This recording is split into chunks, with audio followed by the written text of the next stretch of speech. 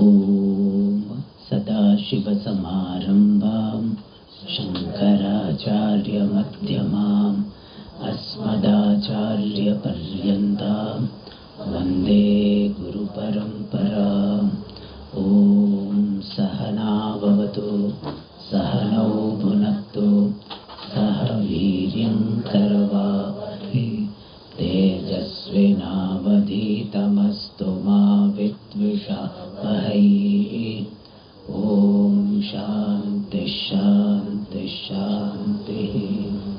ॐ पार्थाय प्रतिबोधितां भगवता नारायणेन स्वयं व्यासेन ग्रथितां पुराणमुनिना मध्ये महाभारतम् अद्वैतामृतवर्षिणीं भगवतीम् अष्टादशाध्यायिनीम् अम्ब त्वामनुसन्दधामि भगवद्गीते भवद्वेषिणीम्।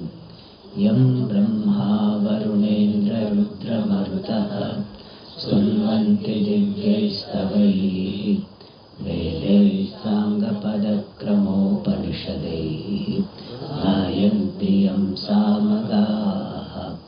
ध्यानावस्थिततद्गतेन मनसा पश्यन्ति यं योगिनः, यस्यान्तं न विदुः सुरासुरगणाः। देवाय तस्मै नमः।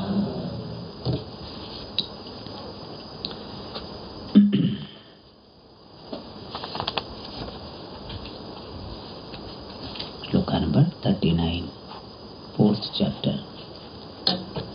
अथ चतुर्थोऽध्यायः। श्रीभगवानुवाच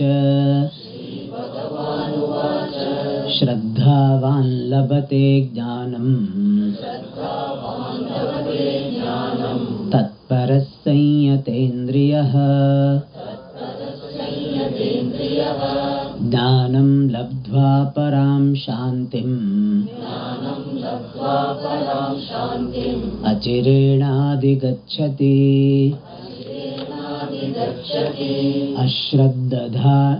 अज्ञश्चाश्रद्दधानश्च संशयात्मा विनश्यति। नायं लोकोऽस्ति न परः, न सुखं संशयात्मनः। So now Bhagavan is talking about the sadhanani, the means for attaining jnana. Moksha is by jnanam, and jnanam main sadhanam is shravana, manana and nididhyasanam. Listening to the teaching, deliberating upon the teaching and then contemplation. These are three sadhanas, main sadhanas. But these three sadhanas will work for you only when you have other preparatory means. And those preparatory means are presented in Shastra as sadhana chatushtaya sampatti. Means viveka, vairagya, samadhi and mumukshutva. And here three of them are highlighted. It is a part of sadhana chatushtaya sampatti alone, but three are highlighted. What are they? Shraddha. Shraddha means sense of validity in the sentences of the scriptures and teacher. Means they are pramanam. Like how I have Shraddha in my eyes. My eyes are seeing, then I don't doubt they are there. Whatever is seen is there. I trust my ears. So similarly, I have trust in the words of Vedanta. That is called Shraddha. And similarly, trust in the Acharya that his or her words are based on the Shastra and therefore they are valid. And one more thing we have, the Shraddha, is that we trust the well-wisher status of scriptures, well-wisher status of the teacher. Means we have the Shraddha that Shastra is prescribing things for my well-being, and the teacher, whatever he prescribes, is for my well-being. If there is a doubt in that, then even if what he is saying is right, perhaps, but it is not good for me. Sometimes you say it may be right for others, but not good for me. So one needs to have that Shraddha also. Then he attains Jnana. And second thing is Tatparata, the commitment. Any significant thing in life is attained only by commitment. Otherwise you can have sambar rice, that's all. Nothing big you can achieve in life. So you eat, and then you marry, you have children, and then you have grandchildren, and then you finish your life. That normal life, for that you don't require big commitment. But if you really want to achieve significant thing in your life, in any field, then one requires commitment. In fact, that makes the difference between the ordinary people and extraordinary people, so-called great people. Because see, the ordinary people have got potential, but they don't use it because they don't have commitment. And we great people, whom we call great people, they use the potential. And using potential is possible when you have commitment to the goal. And Sanyatendriyaha. Some people have got high commitment, means they have got intense desire to attain the goal. They have Shraddha also, but the Sanyatendriyaha, they do not have mastery over the organs. And here organs include the mind. Nowadays, students, they got very brilliant. We hear this. My Swamiji, my son is very brilliant, but he has got some drug habit. Or he keeps on moving with his friends, wrong friends, and he doesn't listen to us. And he knows himself, but he is now feeling helpless. So that the slavery to the organs, that will not allow the person to attain. Therefore, these three qualities, Shraddha, commitment, and mastery over the organs. If mastery is not there, then the energy is dissipated. Your mental energy, physical energy, the energy of sense organs, all of them will be dissipated if the mastery is not there. Therefore, these three are required. And when this Jnanam comes, then Shanti. Shanti means peace. The peace has got two meanings. Tranquility and peace means the cessation of the cause of samsara. Avidya rupa samsara karana nivrittihi. The cessation of that is called here Shanti. So abiding Shanti. Otherwise, little Shanti everybody has experience. When somebody, in the house, so much crowd was there and then people have gone. So you feel Shanti. But again evening they will come back, again Ashanti. So we have got a piece of peace. So little bit peace, again there is disturbance, again there is a peace. But this Shanti which we are talking about is abiding Shanti. Means you have Shanti from which you are never deviated. Because you are remaining in your understanding of Atma being never disturbed. I cannot be disturbed by any happening in the world, happening in the body, or happening in the mind also. That is the final abiding Shanti which a person discovers. So in this shloka, the sadhanas were talked about and the result of this Jnanam was talked about. Now in the 40th shloka which we were seeing, Bhagavan is emphasizing the sadhana of Shraddha in a non-positive, negative manner. If Shraddha is not there, what happens? And for that he talks about three types of people. Agnaha, ignorant. Ashraddhadhanaha, not having trust. And third is Samshayatma, the person who is having the doubting mind, suspicious mind. And they vinashyati, if somebody has got all these three, he is ignorant and he is having no Shraddha, and in fact positively keeps on doubting everybody and everything. That person vinashyati means he is deprived, he is lost. Vinashyati means lost, and is deprived of the ultimate Purushartha or even meaningful Purushartha, meaningful human goal in life. So that person will not have sukham. Bhagavan Shri Krishna says, for samshayatma, a person who keeps on doubting, ayam lokaha, this world also is not there. Means he will not attain the happiness of this world also. Na paraha, and he will not have higher lokas. Because for higher loka you have to have shraddha in the shastra. He doesn't have. And na sukham, moksha sukham also is not possible. So ayam loka nasti, paraha nasti, and this moksha sukham api nasti. So this person is lost.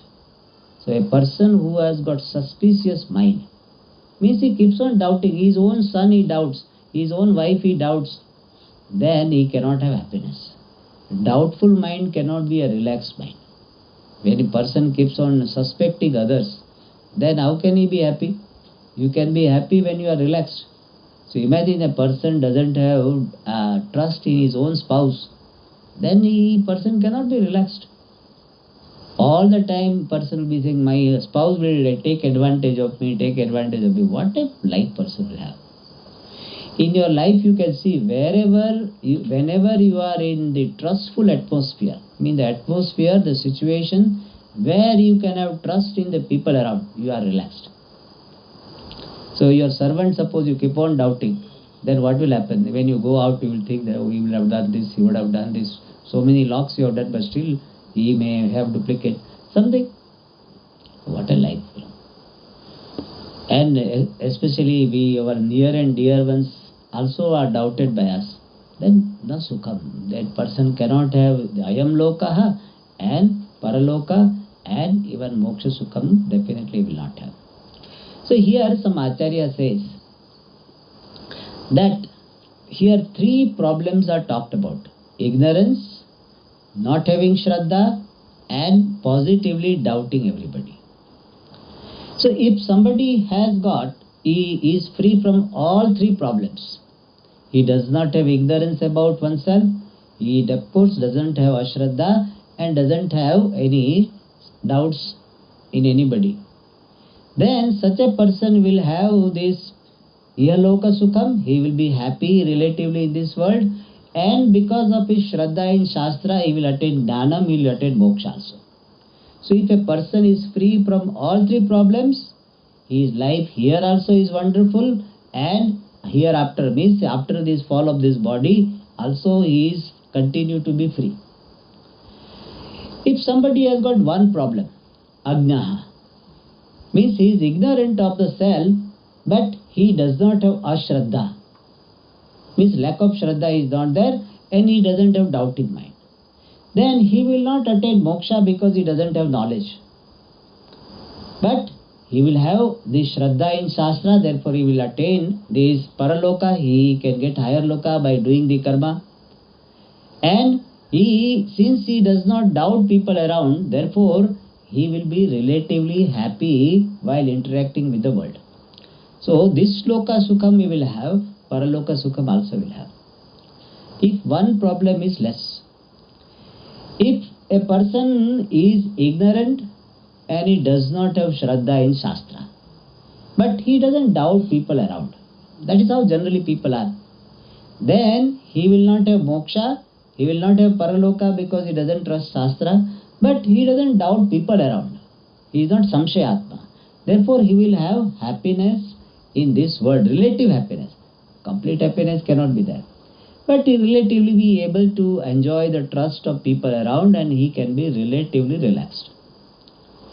But if a person has got all three problems, ignorance is there, lack of shraddha is there, and keeps on doubting, then he will not have moksha, then he will not have the paraloka sukham because he doesn't believe in paraloka, higher loka, and he does not have sukham in this world because keeps on doubting. See, when you doubt the person, then the relationship is affected. And once the relationship is affected, then the blessing of being loved and loving, that is affected. Any person does not have this blessing of having love to someone and being loved, that person will be having the feeling of loneliness. However, the Puja Swamiji used to, how can you feel loneliness? We have got 7.2 billion people. But you will have loneliness. Why? Because you don't love really anyone, you don't feel loved. And also, when you don't have the atmosphere of love or care, then you always feel non-understood. You feel that nobody understands me. In fact, many people have this feeling. After Swamiji marriage of 25 years, my husband doesn't understand me. I heard one lady told me in Bangalore. Swami, this is 25 years of marriage, he doesn't understand me. And this is one of the cause for feeling lonely. Why you feel lonely? Because you do not feel understood. And why you don't feel understood? Because you don't feel loved enough. And therefore, it is very important in relationship that you have trust.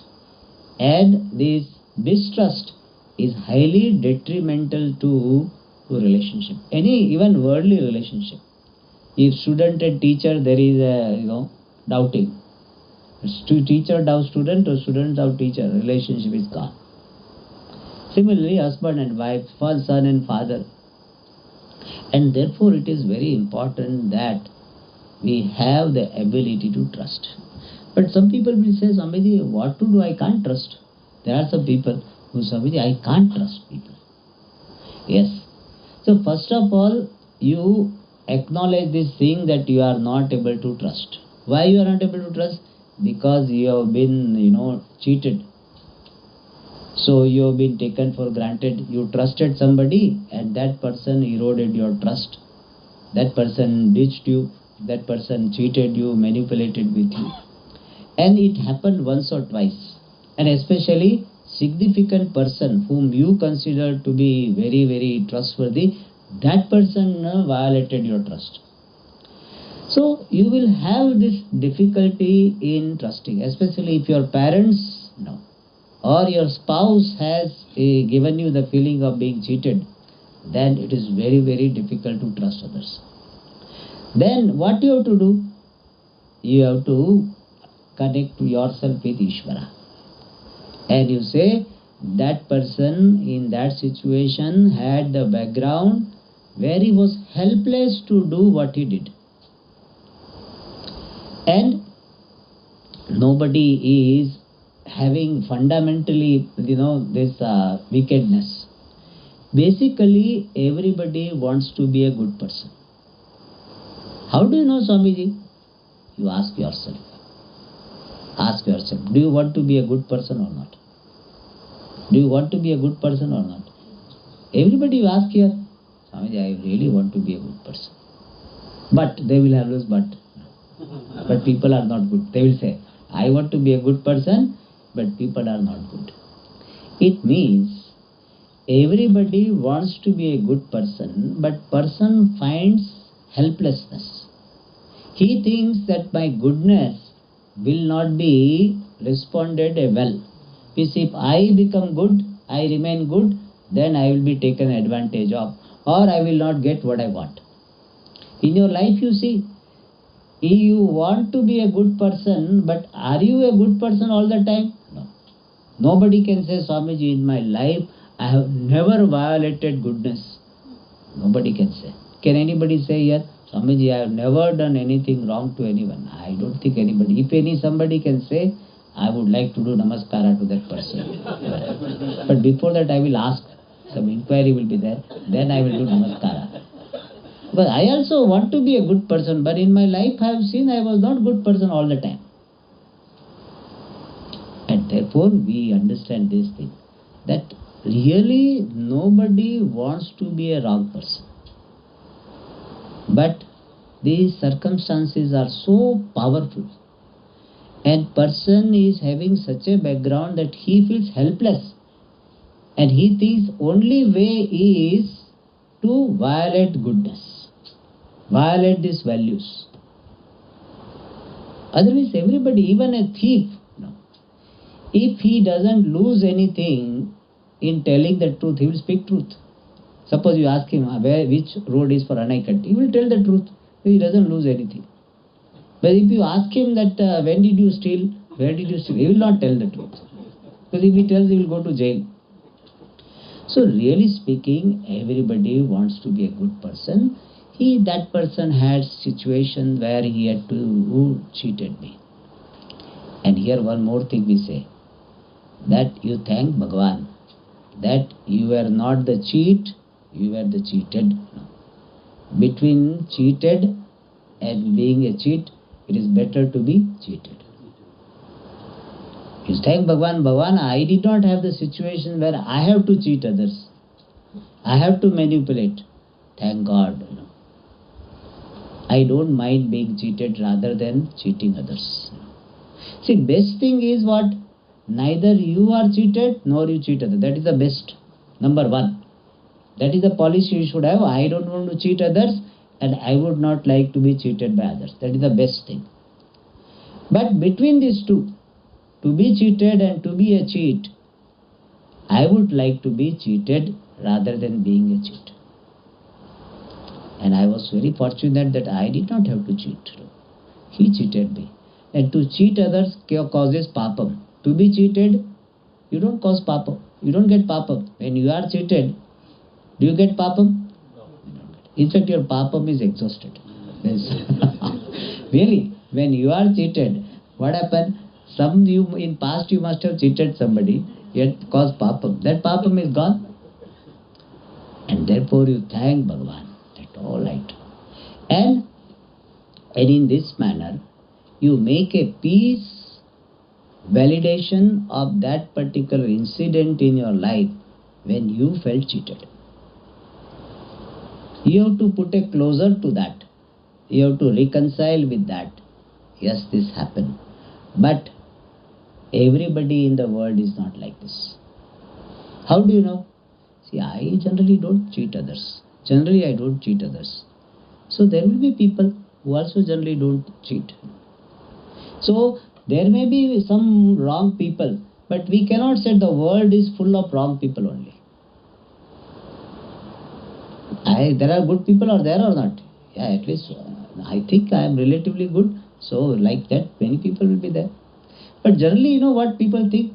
I am the only good person. All are wrong. That is not true.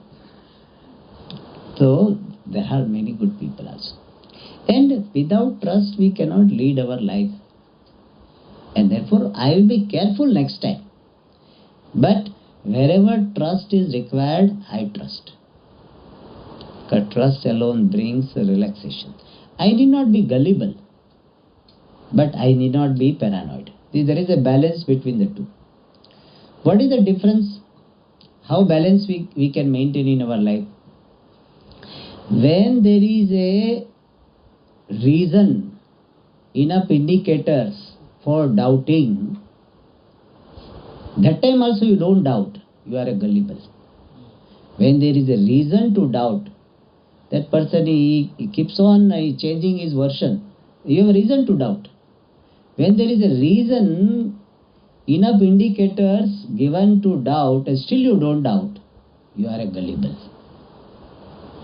When there is no reason to doubt, no indicators has been given, but you just have suspicion, maybe he is wrong, who knows, then it is called paranoid, or it is called being suspicious.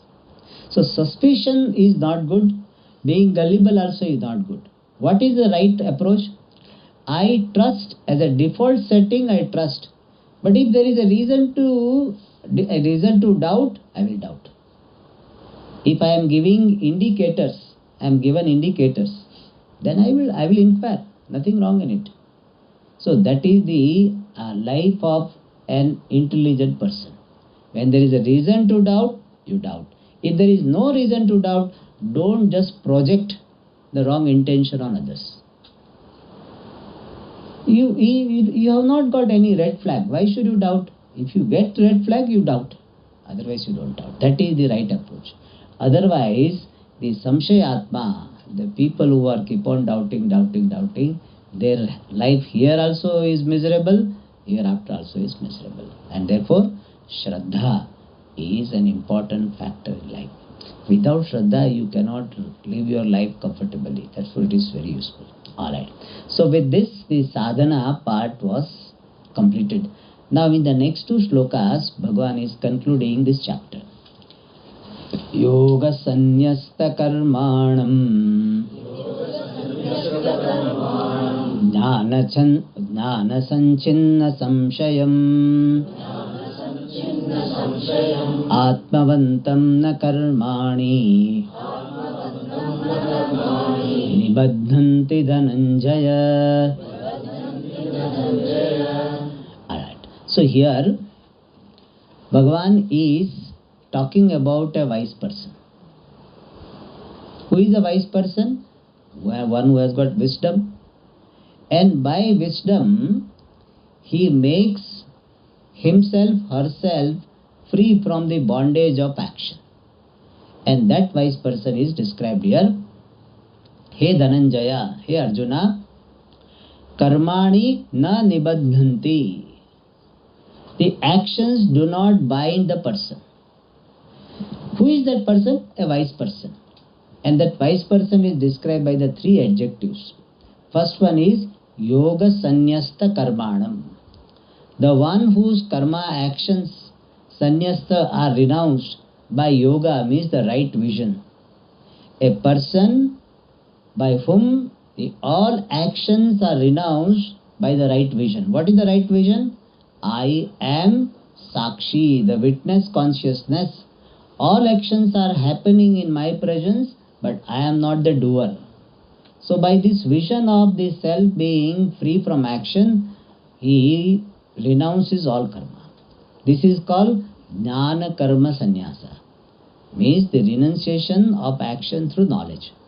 So physically activities are happening, but because of wisdom, all karmas are renounced. So that person is called Yoga Sanyasta Karmanam. In fact, this is the main topic of this chapter. That how you can remain free from action by having this vision. So you have this vision, I am akarma. Then what? Pashyan, Shrunvan, Sprishan, Jigran, it will be told in the 5th chapter. Even when activities are happening, I am akarta. So you remain free from the action because of knowledge. That is called Yoga Sanyasta Karmana. And this is indicating the sadhana of Shravanam. This person has done Shravanam well. So he has got this vision of Atma being Akarta Abhokta. And Jnana Sanchinna Samshayam. His doubts, Samshayam is doubt, Chinna means destroyed by Jnanam. By this convincing, by the conviction, by the knowledge which is Nishchay Rupa Jnanam, his doubts are resolved. So Mananam is suggested. And Atmavantam. Atmavantam literally means is endowed with the self. And here Atmavantam has got the meaning, he is mindful. Atma here means mind. Atmavantam is mindful. Means he is alert with reference to his vision. Means he has done the sadhana of Nididhyasanam so well so that he or she is having the abidance in the knowledge. Because having knowledge is one thing, but abiding in the knowledge is different thing. See, many of you must have this knowledge that honesty is the best policy. But every time we are not abiding in this understanding. Or yoga asana is very good for our health. We have knowledge, but the knowledge is not reflected in our life. So what is the meaning of Jnana Nishtha, abidance in knowledge? When knowledge is reflected in our life. What you know and what you are doing, there is a harmony. The way you are responding to the world and the way you know yourself and the world, there is harmony. Otherwise, people, they talk about Advaita and keep on fighting. So this, when I know Advaita, then this quarrel with the world is reduced. Other day there was some satsang I was telling, when you have this Vedanta Drishti, then the reasons for quarrel are reduced. Because generally we quarrel for, you know what? We quarrel for money, we quarrel for some object, and sometimes, not sometimes, many times we quarrel for our pride. How can you say this to me? You have no business. Hey, well, I did not say, but no, your body language was not good. So now this another thing is a body language. You don't give good vibe. And so you are insulting me. So our ego is one of the main reason nowadays for our quarrel. You feel that other person is insulting you. Other person is not giving you respect which you deserve. That is one thing. I deserve better deal, I deserve better deal, they say. So, why do you think so? Because you are holding on to your ego. Means, this is me. I am Guruji, so I should be respected. When I came, you did not get up. What is this? Or I am a father, so you should respect and all. Nowadays, modern parents, they have understood. They don't expect. When he enters, the son is continue to sit in the chair. He sits. Father said, okay. He will go and sit somewhere, find some chair. But you will have some expectation that people should maintain your dignity. Pujya Swamiji very nicely said, when I am rejected by myself, I will feel rejected by the world. So if I accept myself, people accept me or not, it doesn't matter. I accept myself. It is something like you have got one golden ornament and you know for sure the value of this golden ornament is 10,000. I am telling minimum price 10,000. It must be 1 lakh nowadays. And if somebody tells, oh, this what you are wearing, just 500 rupees worth things you are wearing, you will feel insulted when you have doubt in the value of the ornaments. If you are very confident, you will laugh at the person. Hey, you don't know what gold costs. You will laugh at the person. He or she devalues, it doesn't matter because you are very confident. So in life, when I am acceptable to myself, then what others say will matter the least. When I have no self-acceptance, complete self-acceptance, then the sense of rejection comes. I feel rejected by the world. So Pujya Swamiji nicely said, when you have rejected yourself, you will feel rejected by the world. So what is to be done? Learn to accept yourself as you are. And there are two types of acceptance. One is relative self-acceptance, other is absolute self-acceptance. Absolute self-acceptance, complete self-acceptance comes by knowing myself to be complete, full and complete. When I understand I am limitless Brahman, I alone am everything. Pujya Swamiji says that people have the problem that I am nobody.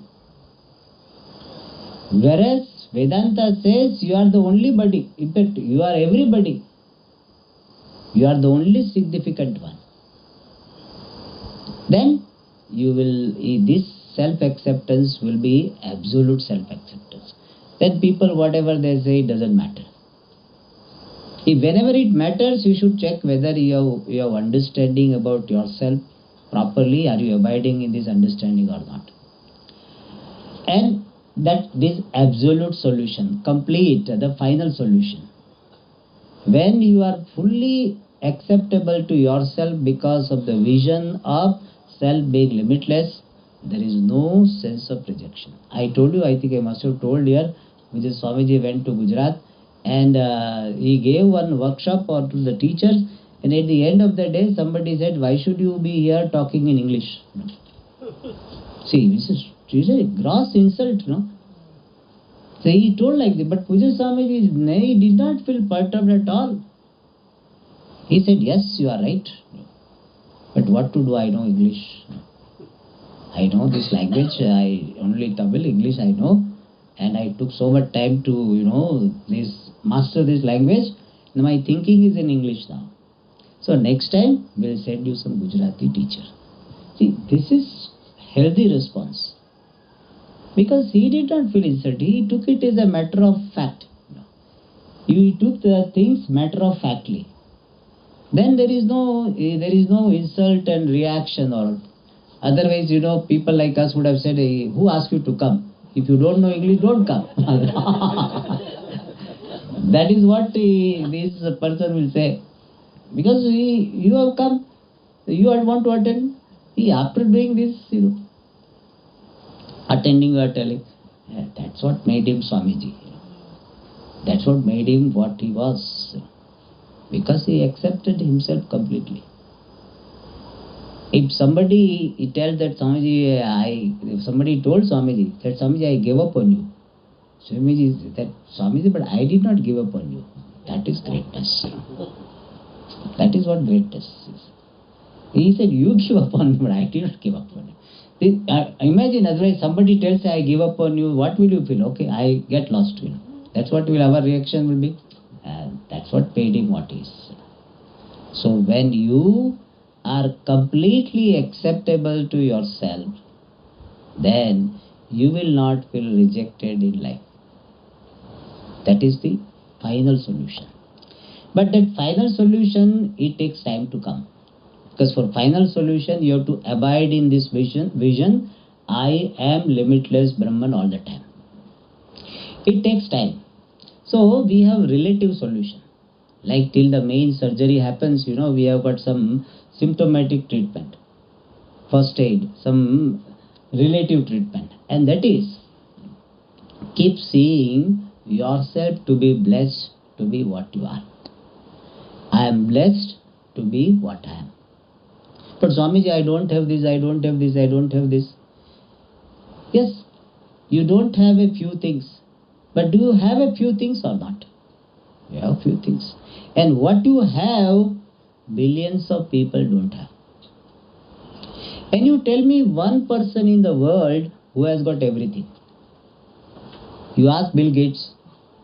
Bill Gates has money, but his wife did not trust him, the way he lived his life. So, he has money, but he doesn't have so many other things. So, there is no single person in the world who has got everything. You tell me that he has got everything. There will be always something which is either health is not there or relatives is not there. Something will be missing. Nobody can have everything. Do you have what is required to pursue something higher in your life? Do you have? Yes. You are blessed. Do you have that time and mind to pursue something more than these materialistic things? Yes. You are here to attend this class itself shows that you have some time, some mind to pursue something higher. Otherwise you can go somewhere else, you can move around in the ashram. There are people who come to the ashram, they don't attend the class. This is a class, what is there? But all of you came, means you have some mind. Unless you have been forced by somebody. Sometimes it happens. Somebody, I didn't want to come. I am waiting for 12:30. So, unless that is the case. But you have some value. Therefore, you are blessed. So, I am blessed to be what I am. One problem we have in self-acceptance, relative self-acceptance is, we are waiting for the approval of others. People should say that you are good. And if people don't say that you are good, in fact they say you are not good, therefore I am not able to accept myself. And I tell you, generally, we want our spouse to say you are good. And spouse is the last person who will sign that certificate. The whole world will say, no, I know her, I know him, what is he? Therefore, they will not sign. Therefore, whole world will praise you, perhaps. That also very rare. But your spouse will be the last person to do it. And therefore, let us give up that type of expectation. That why everybody should accept me. I need not be accepted by all to be acceptable to me. I can accept myself even though others have not accepted. Why I am acceptable? Because I am blessed to have what I have. And I tell you, if you see, you analyze your life, you have so many blessings. Start that you are born as a human being. You are born in this country. You are having the advantage of this rich culture. You happen to, all of you must be educated, all of you are educated. So, and it's not a small thing. And relatively your health is okay, you are able to sit for 1 hour, that's, you must have some average health. So you have average health, good health. And all of you are having this roti kapda makan, the food to eat, clothes are there, all of you are dressed up well. And you have got house. You have this. Otherwise you will not be here. You will be struggling to get the evening or the lunch. So all of you are really, really blessed. You have reasons to see yourself to be blessed. And keep highlighting this fact in your mind. I have reasons to feel blessed. I have reason to feel blessed. It is not that we are brainwashing. We are just appreciating the fact that yes, I am blessed. I am not telling I am the king. I am not the king. So I am not telling I am the king, therefore I am blessed. Whatever I am is enough to feel blessed. So when you feel blessed, then you will have self-acceptance. So that's why they say that gratitude, when you have, then you are seeing that I am grateful to the Lord for this, I am grateful to the Lord for this, grateful to the Lord for this. If you keep on having this type of thought, then you will have relative self-acceptance. You will not wait for other certificate. You are good. Our dependence, too much dependence on others to feel acceptable is one problem in self-acceptance. So we say that, see, people accept or people express their acceptance or non-acceptance based on their samskara. See, the people who have got so much materialistic value, they will reject this Swami. They say, what type of person you are? You are not contributing anything to the world. You are not doing anything. In fact, they say that you went to college and you just spoiled one seat. If you had not taken the seat, somebody else would have got. And anyway, you did not pursue the career further. So they will blame this. They will totally reject me. And they will say, you are married, Swamiji? I said, no. Oh, what is this? You don't have any experience of life. What can you teach to others? So they will blame, they will dismiss me. So if I am expecting everybody to accept me, I will never be acceptable to myself. So don't expect that everybody will give their approval of what you are. There will be always some people who will criticize. कुछ तो लोग कहेंगे, लोगों का काम है कहना. That people have. In fact, some people, they cannot digest their food unless they criticize minimum 3-4 people. 3-4 लोगों को खत्म कर दिया. So unless they do it, they cannot digest their food. And you see this one thing. When you are criticizing somebody, time flies. So much time you spend. When you praise somebody, within 5-10 minutes, matter is over.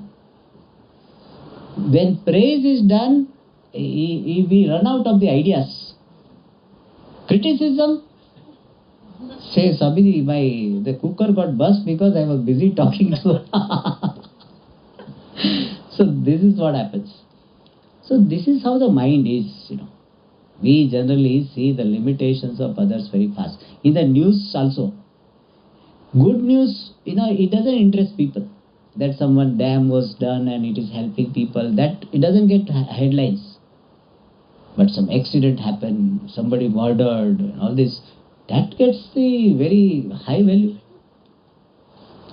So we always want very thrilling and such news where something has gone wrong. Something went right hardly gets our attention or very little attention. something going wrong, that is something. And therefore people will say like this.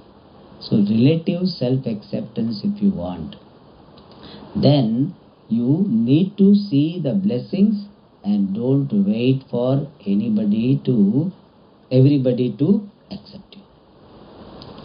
So the wise person is one who is Atmavantam. He is abiding in this understanding. What? I am completely acceptable. Why? Because I am Purnaha. I am limitless. And therefore, this person, wise person who is abiding in this wisdom, karmani na nibaddhanti. He is abiding in the understanding, I am Purna, Akarta, Abhokta, Atma. Therefore, karmas do not bind him. What is the meaning of karmas do not bind him? Actions do not create punyam and papam for him.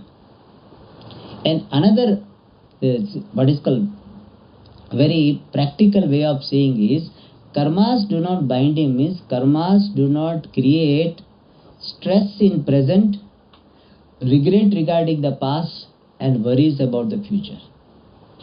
So generally what any project we have, presently it will create anxiety and future will have worries. Oh, this karma I do, something will happen, people will blame me. And regarding past karmas we have got regret. Why did I do this? Why did I do this? So generally karma creates bondage in the form of regret, present anxiety and worries about the future. And that is not done for a wise person. That doesn't happen for a wise person. Karmas do not bind. He does. It is not that he will do every karma perfectly. That also you will need to know. It is not that a wise person will do every karma perfectly. This wise person is doing something new. He is learning now and he is doing. He will not do perfectly. So karma will not be perfect, but imperfection of karma does not bother him. That's what makes him wise person. It is not that he will be perfect in everything, but imperfection is not a matter of stress, matter of guilt, matter of inferiority complex. Otherwise people have so much complex, what I am doing, whether people like it or not, and I may not do well, people may not like it. Therefore, effect when somebody does good thing, you should praise the person.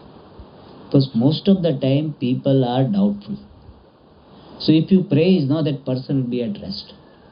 Because he will have doubt whether I have done well or not. Say lady has cooked and you simply quietly eat, then she will have doubt whether it was okay or not. So if you say it is fine, then she is at rest. Because most of the people are doubtful about themselves, doubtful about their performances.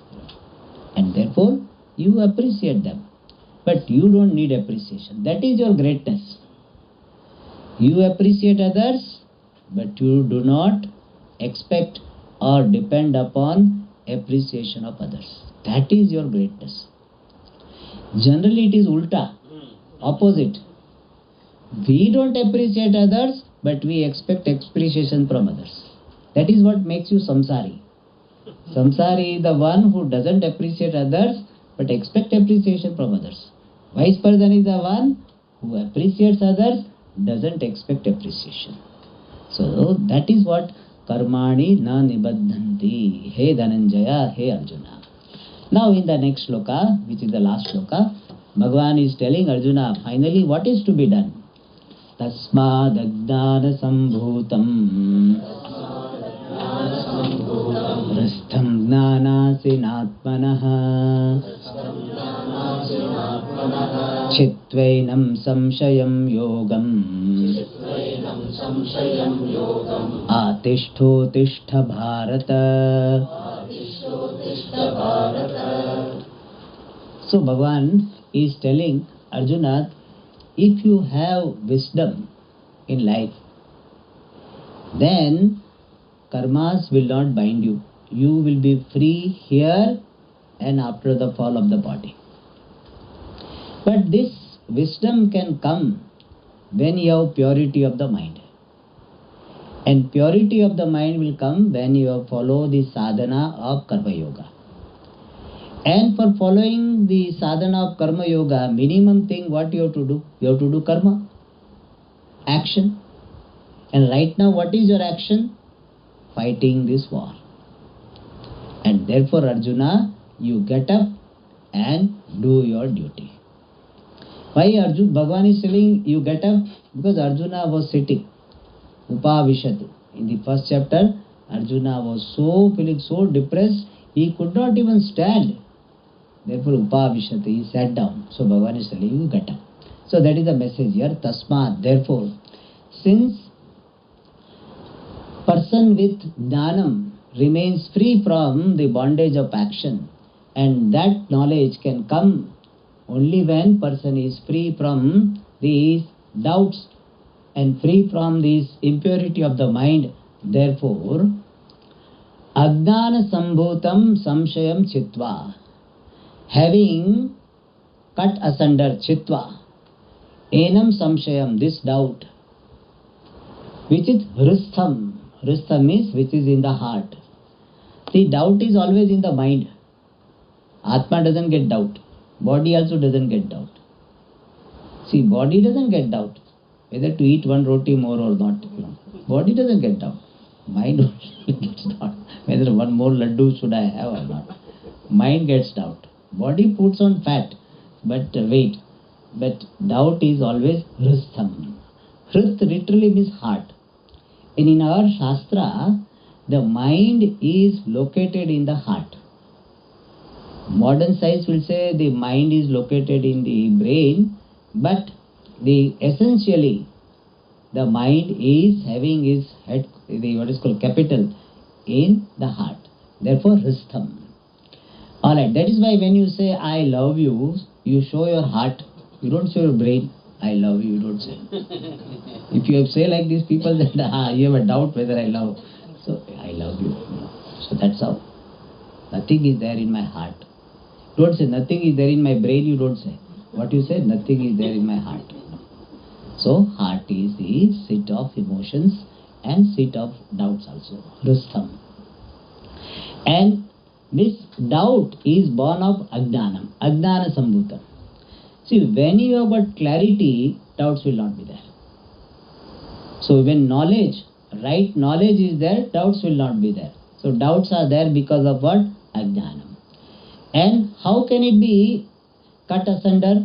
Jnana sina, by the sword of knowledge. And this doubt is regarding what? Atmana. So Atmana has got two meanings. So having destroyed your own doubt, doubt of yourself, that is the meaning of Atmana. And doubt regarding Atma, both meanings are there. So having destroyed the doubt regarding yourself and having destroyed your own doubt, then what you do? Yoga matishtha. May you resort to, take up to karma yoga. And for that, uttishtha, may you get up. Hey Bharata, hey Arjuna. So here somebody may have questioned, Swamiji, after getting jnanam, how can there be karma yoga? After getting jnanam, removing samshaya, you should be becoming jnani. Then how come Bhagavan is telling, removing the doubt regarding oneself, you take to Karma Yoga? See, for most of the people, initial listening to Atma and insight about Atma will become the basis for Purushartha Nishchaya. So initially, when a person gets some insight about Atma, what happens? He understands one thing, that Atma by itself it is free. It is not to be made free. Atma by itself is free, Purnaha. But there is ignorance and ignorance born notions about Atma, therefore there is a feeling of bondage. And this notion about Atma, wrong notion about Atma and ignorance can go by knowledge. But for knowledge to come by the sadhana of Shravanam, one requires purity of the mind. And purity can come by Karma Yoga. So initially, some idea about Atma, not the vision, idea about the Atma will be good enough to have Purushartha Nishchaya. Purushartha Nishchaya means ascertaining that this is the thing to be done. Atma itself is free, but I have to get the knowledge. For knowledge I require purity, and therefore let me do the sadhana of Karma Yoga so that I will have purity. So Pujya Swamiji nicely used to say that even if you attend this 3-year course, and at the end of the 3-year course you get Purushartha Nishchaya. What? Now this is the thing to be done. The self-knowledge is to be pursued. Then your course has paid off. That itself is a big thing, because it takes so much deliberation on the part of the person to have this conviction that I want to dedicate my life only to self-knowledge. That doesn't come so easily. People listen and all these comfortable thing, it is okay. But I want to dedicate my life, and Purushartha Nishchaya comes. For that one requires some idea about the self, so that you become free from that particular notion that I have to make the self free, I have to purify the self. Self is ever pure. Self is not to be made pure, it is ever pure. So only thing I have to get the knowledge. For that purity is required, and for that Karma Yoga is required. So our Bhagavan Sri Krishna and all Acharyas' approach is understand where you stand. Means you see your mental state, where, in which level of growth you are. Everybody is not having the same level of growth. Some people have the past life background, some people have this life background, somebody recently started, somebody might have started so many janmas ago, and therefore different people have different level. So you understand where you stand, and then choose appropriate sadhana without any complex. If you feel that your purity of the mind is not enough, please follow the sadhana of Karma Yoga. Even though you have studied Vedanta for some time, doesn't matter. That will not go waste. But that will become effective only when sufficient Chitta Shuddhi has come. Therefore follow the sadhana of Karma Yoga. It is something like when you know that your disease requires this particular treatment, and you are feeling shy about the treatment. By feeling shy about this treatment, the disease will not go. One day anyway it is to be done. Better do it. In Shastra it is said, Karyeshu avashya karyeshu siddhaye kshipra karita. If something is to be done and necessarily done, better do it now, rather than keep on postponing, even though it is painful. No, Swamiji, Karma Yoga is very difficult. I like Shravana Mananam because I can be in air-conditioned room and nicely can listen and all. Or I can go to some ashram and listen to, and that Karma Yoga is very difficult. Look, very difficult for some people. Shravana Mananam, very good, Swamiji.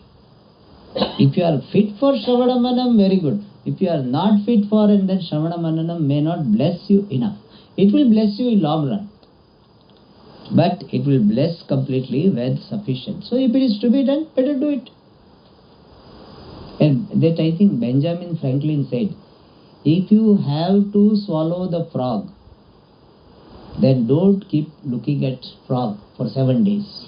Anyway you have to swallow, better follow it now. So whatever is to be done in life, however painful it is, do it now. Don't keep on postponing. More you postpone, more that situation becomes overwhelming for you.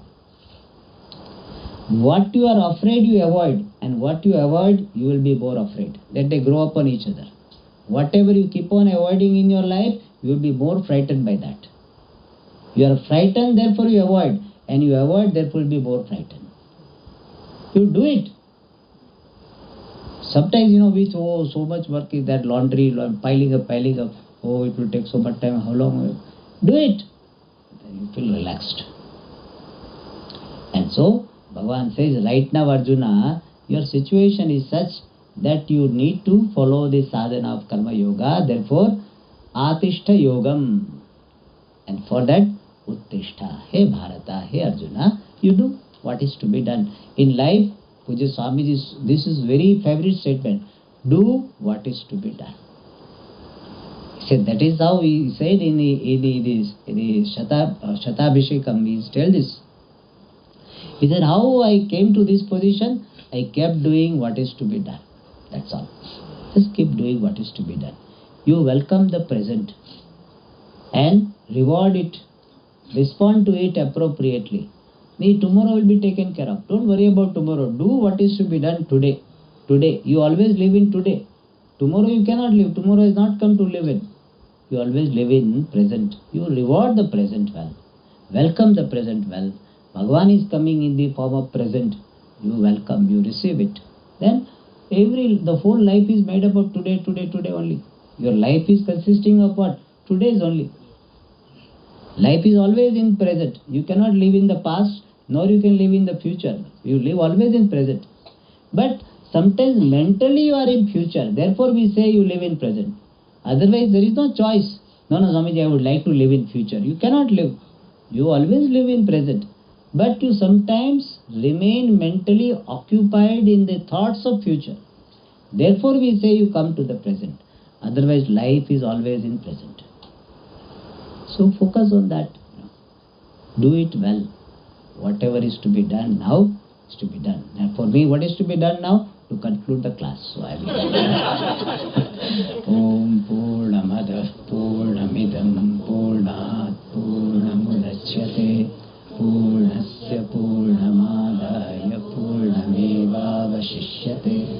Om Shanti Shanti Shanti. Hari Om Shri Gurubhyo Namaha. Hari Om.